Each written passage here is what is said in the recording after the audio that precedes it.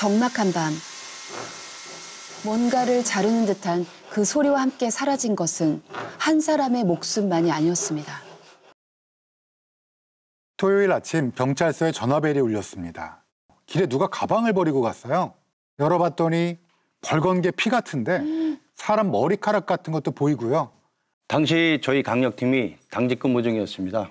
빨간색 부직포가 비닐봉지를 감싸고 있었고 그 속엔 피가 잔뜩 묻어 있었습니다. 겹겹이 쌓인 부직포와 비닐을 모두 벗겨냈더니 알몸 상태인 남성의 시신이 상반신만 들어있었습니다.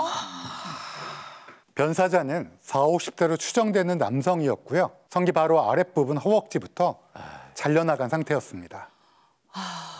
그럼 두 다리가 없는 상태였다는 거예요?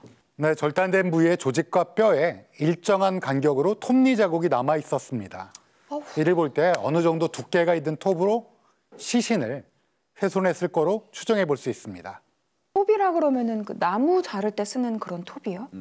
네, 톱은 톱인데 그 손으로 사용하는 일반적인 쇠톱이 아니고요. 보통 사람이 손으로 톱을 쥐고 자를 때 힘이 드니까 멈췄다가 다시 톱을 고쳐 잡고 자르잖아요.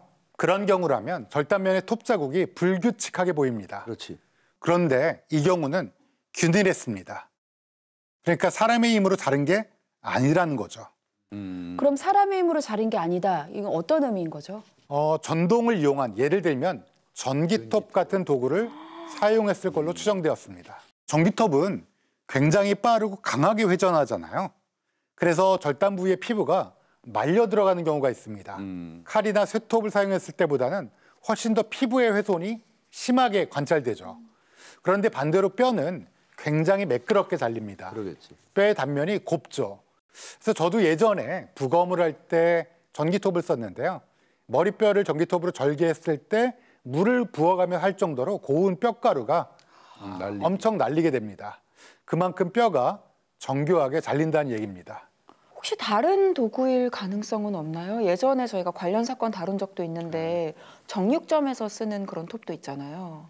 육절기는 뼈보다는 보통 근육을 자르는 목적으로 쓰이는 기계잖아요. 전기톱보다 더 가느다란 톱을 사용하고요. 그래서 절단 부위의 피부가 전기톱보다는 훨씬 깔끔하게 잘립니다. 전기톱은 육절기와 일반 쇠톱의 중간 정도라 생각하시면 될 것 같습니다.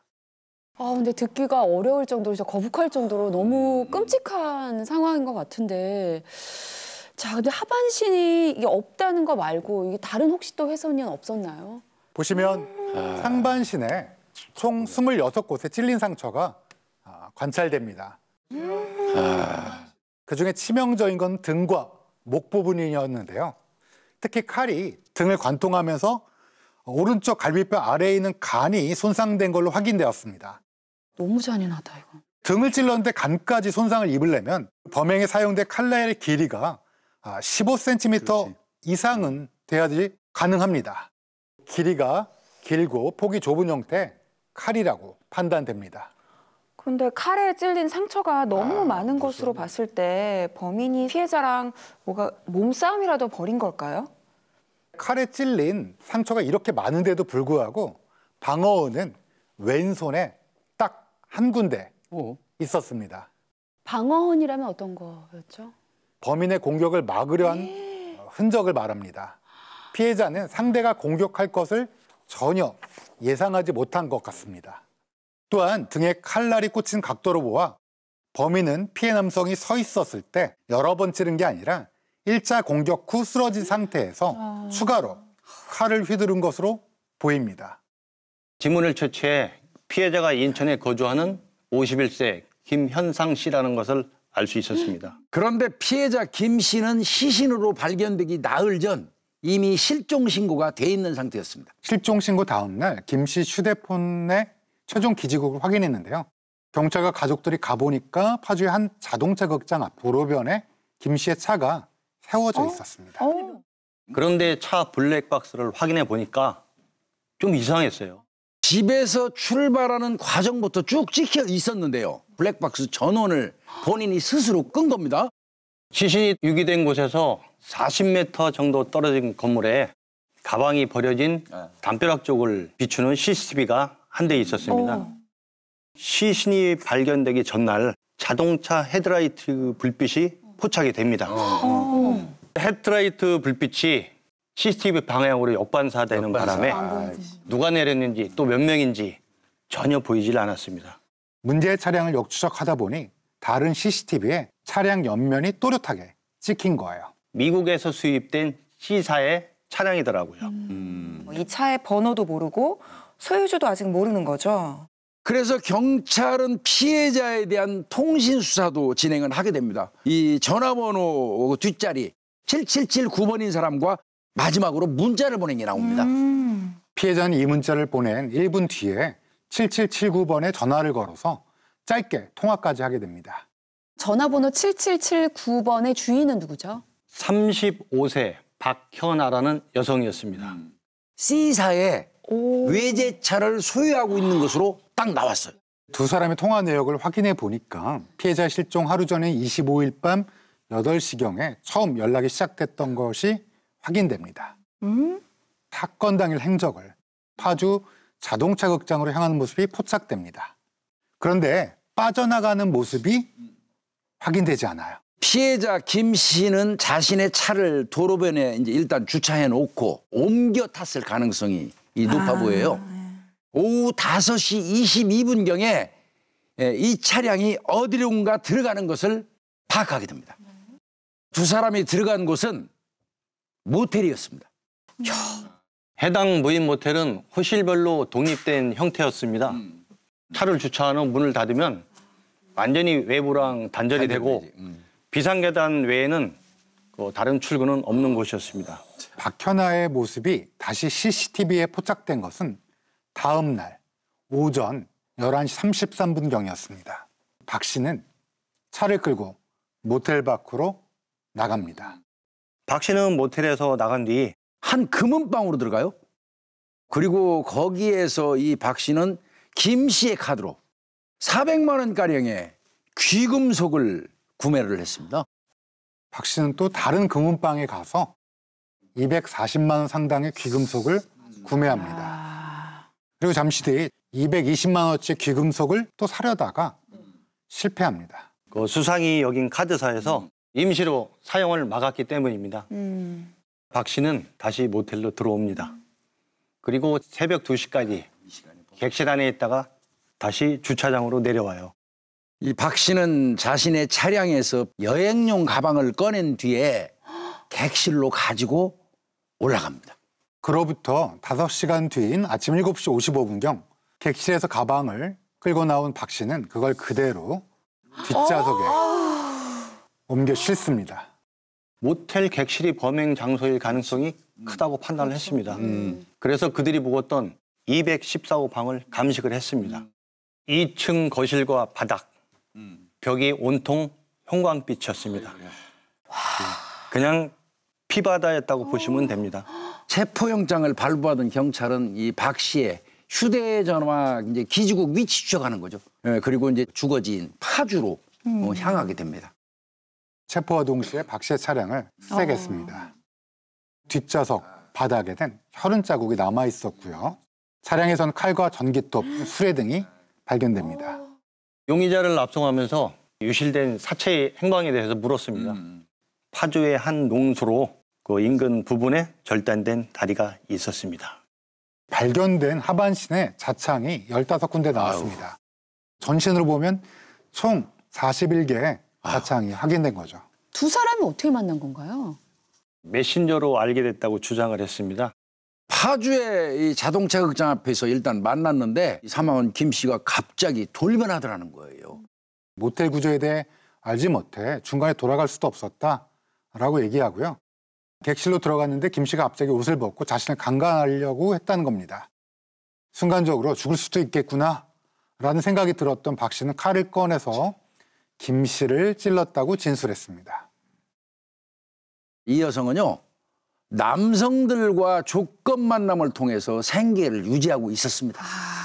박 씨는 사건 전날 채팅 사이트를 통해 피해자에게 먼저 접근했습니다. 출석을 요구한 성매소남 중 한 명으로부터 중요한 진술을 받을 수 있었습니다. 채팅 사이트를 통해 박 씨를 만난 남성이었어요.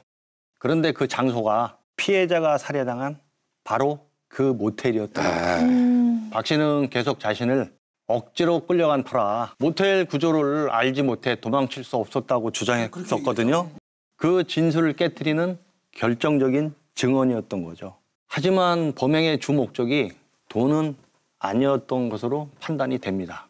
총 41군데로 과단 공격을 하면서 잔인하게 죽였다? 요거는 분명히 다른 이유가 존재하는 겁니다. 피의자 박 씨는 비군 성격장애의 특성을 가진 것으로 파악됩니다. 비군 성격장애는 연극성 성격장애, 반사회적 성격장애, 자기애성 성격장애, 경계성 성격장애를 모두 포함하고 있는데요. 그중에서도 주로 연극성 성격장애 특성을 보이고 있습니다. 어떤 특성들이 연극성 성격 장애인가요? 체포됐을 당시에 박 씨는 대출이 5천만 원가량 있었는데 이자도 못 내고 빚도촉을 받는 상태였습니다. 그런데도 집안 서랍에서는 뜯지도 않는 명품들이 수두룩하게 나왔다고 하죠. 또한 SNS에 올린 그녀의 사진을 보면 과도하게 행복한 얼굴을 하고 있습니다. 이는 외부에 보여주고 싶은 이제 자신의 모습들이었을 겁니다. 이런 점들은 모두 연극성 성격장애의 특징입니다. 감정의 표현이 과장되고 충동적이고 자기중심적이고 또 주변의 시선을 받으려는 욕구가 있거든요. 같은 맥락으로 성적 매력을 어필하고 싶어 하는데요. 이러한 특성 때문에 박 씨는 조건 만남을 계속했을 것으로 보입니다. 연극성 성격장애를 가진 사람들은 정서적 불안을 많이 겪게 되고 결국에는 사회적 부적응도 나타나게 됩니다. 하지만 이제 그렇다고 다 살인을 저지르는 건 아니죠. 분명히 기폭제 역할을 한 어떤 사건이 있었을 것으로 보입니다. 그렇다면 그 사건이라는 게 어떤 사건이었을까요? 뭔가 피해자와 관련된 걸까요? 피의자 신문을 진행하는 내내 박 씨는 피해자를 나쁜 사람, 나쁜 놈 이렇게 지칭을 했다고 합니다. 이름을 직접적으로 거론하지 않은 거죠. 살해의 동기가 피해자 당사자에게는 있지 않았기 때문이었을 것으로 추정됩니다. 경찰 조사에서 박 씨는 헤어진 과거의 연인 이야기를 했다고 합니다. 조건 만남을 통해서 만난 남성과 연인 관계로 발전을 했는데 그가 매달 용돈을 주기도 했고 그런데 이제 박 씨는 사건 몇 달 전에 갑작스럽게 이별을 통보받게 됩니다. 엉뚱한 놈을 죽인. 피해자 이름을 제대로 알지도 못했을 것 같아요. 생각해보니까. 그 분노가 여기 씌워져 있구나. 엉뚱한 사람한테. 내 사랑, 우리 여보. 월요일은 우리 여보 뵙고 마이 달링 프로포즈 하시겠고 혼인 서약서 준비하세요. 마이 러브, 마이 달링. 프로포즈를 하라고 강요를 준비하래. 혼인서약서를 무슨 프로포즈 날 준비해. 여보, 오늘 못 가요. 돈이 준비가 안 돼서요. 미안해요. 그러니까 남자는 결혼 생각 없이 그냥 정말 돈 주고 이렇게 지내려고 한 건데 얘는 진지하게 마음을 거기서 발을 뺀 거야. 이 문자가 연인에게서 온 마지막 문자였다고 합니다. 박 씨의 지인에 의하면 박 씨는 이별 후 연인으로부터 금전적 지원까지 이제 끊기게 되니까 굉장히 불안해했다고 해요. 아마 이 경험으로 인한 감정이 범죄로 이어졌을 거로 보입니다. 사실 적대감을 가졌던 상대는 과거의 연인인데 일종의 대리물을 설정해서 보복했을 가능성이 있는 거죠. 야, 근데 아무리 그래도 전기톱으로 시신을 훼손까지 하는 거는 너무 극단적이지 않나요? 전기톱을 사용한 살인은 단순한 이제 살인의 범주를 넘어서 타인에게 강렬한 시선을 끌 수 있는 잔혹성과 상징성을 내포합니다. 연극성 성격장애를 가진 사람들은 극적인 방식으로 주목을 받으려는 경향이 있기 때문에 어쩌면 타인에게 강렬한 영향을 미치고자 하는 내면의 욕구가 반영되었을 것으로 보입니다. 야, 아직도 이해가 안 되는 건 어떻게 이 여성 혼자서 모든 범행을 저질렀을까 하는 점이에요. 그 답은 기습이었습니다. 기습. 옷을 벗은 채 2층 소파에 앉아있던 피해자의 목 부위를 뒤에서 한 서너 차례 급습해서 찔렀고요. 박 씨는 처음에는 자신의 범행을 일부 시인을 했지만요. 이후에는 끝까지 부인을 했고요. 심신미약을 주장을 또 했습니다. 그렇지만 죄질이 아주 극히 불량하다는 점이 고려돼서 징역 30년이 선고되게 됩니다. 이 사건은 채팅 사이트, 무인텔 같은 익명성을 제공하는 서비스들이 얼마나 범죄에 취약한지를 여실히 보여주고 있습니다. 사회적으로도 함께 고민해봐야 하는 문제인 것 같습니다.